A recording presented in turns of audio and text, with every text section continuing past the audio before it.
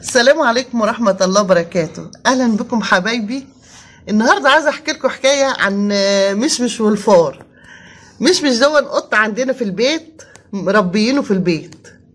طبعا ليه أكل معين وحاجات يعني معينة، ما مش ليه يعني في أي حاجة ياكلها.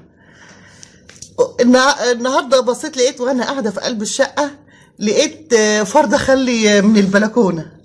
طبعا اول ما شفته خفت وجريت وطلعت بره الشقه. نعمل ايه قلنا ما فيش حل غير ايه، نجيب مشمش يمسك لنا الفار. رحنا جايبين مشمش وسبناه في قلب الشقه، وقفنا على باب الشقه نتفرج نشوف ايه اللي هيحصل. بصيت لقيت مش اول ما حس ان في فار راح بقى يجري وراه في قلب الشقه من هنا لهنا لغايه ما مسكه.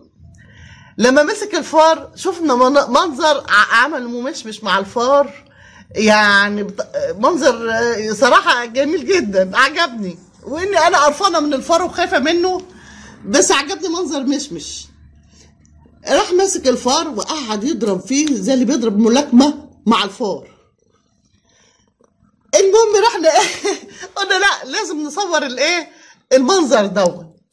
لما صورنا منظر مشمش وهو ماسك الفار وعم يضربه برجليه لغايه ما دوخه، بعد ما دوخه راح سايبهن وقال كفايه عليا كده. طب قاعده نعمل ايه في الفار؟ راح حفيدي الصغير جايب كيس وبيقول للمشمش بيقول له يا مشمش حط الفار دون في قلب في قلب الكيس، في قلب الشنطه.